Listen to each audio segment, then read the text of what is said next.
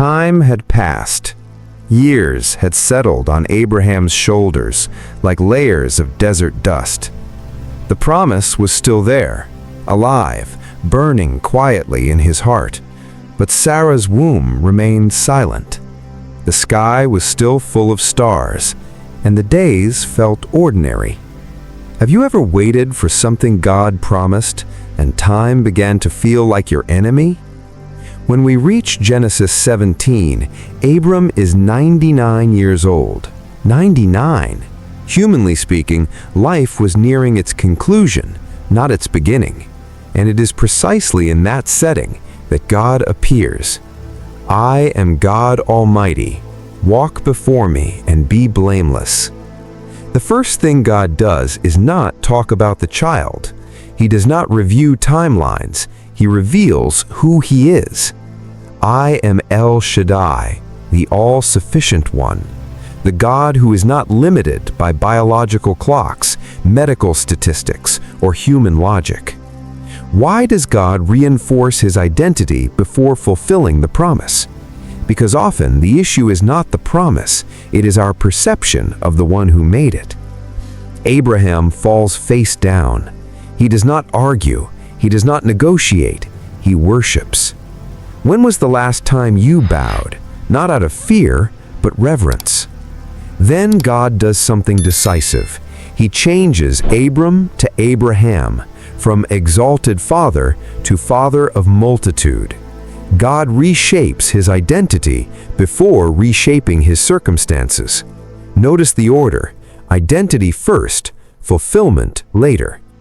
God does not say, when you have the Son, then you will be called Father of Nations.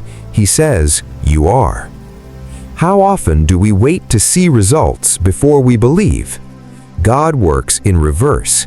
He transforms the inside before the outside. Sarai also receives a new name, Sarah, from my princess to princess, not of one man, but of nations. The vision expands. And yet, Abraham laughs. The text says he laughed and said in his heart, will a son be born to a man 100 years old? It is not mockery, it is astonishment. He calculates, he reasons, he thinks of Ishmael. Abraham had a son, Ishmael, a son born from a human attempt to fulfill a divine promise, a shortcut. Who has never tried to help God? Abraham says, if only Ishmael might live under your blessing. It is as if he suggests revising the plan.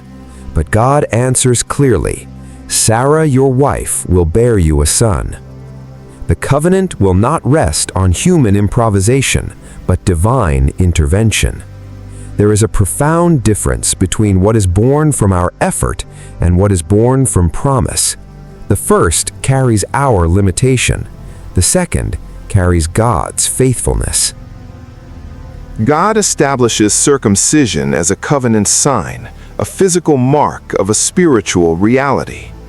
True covenants leave visible marks. What marks in your life testify that you belong to something greater? God even specifies the child's name, Isaac, laughter. The laughter of doubt will become the laughter of joy. The same sound, transformed meaning. How often does God turn our uncertainty into the very identity of our blessing? God does not reject Ishmael.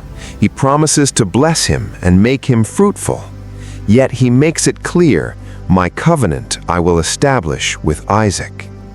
God is gracious yet precise. He blesses what emerges from our mistakes, but fulfills his covenant through what he promised. And then comes the waiting again. Names have changed, the covenant sign is given, the word has been spoken, but the miracle is not yet visible. Perhaps that is where faith is most refined, in the space between promise and fulfillment. Are you living in that space right now? Faith is not denying old age or barrenness. Faith is looking at those realities and still trusting the identity of the one who said, "I am God Almighty." The promise to Abraham was never merely about one child. It was about nations, kings, generations yet unseen. Have you considered that your waiting may not be only about you? That perhaps what God is forming through your patience will shape generations you will never meet? Abraham leaves that encounter marked in name, body, identity. He does not yet hold the child, but he holds a word. And sometimes a word from God is enough to keep walking. The question is not whether God is able. The question is whether we are willing to trust Him when the clock seems to say it is too late. If this story spoke to your heart, don't stop here. Subscribe to the channel and follow every chapter of the Bible told as powerful, easy to understand stories. Leave a like, share with someone who needs to hear this message, and turn on notifications so you don't miss the next episodes. See you in the next chapter.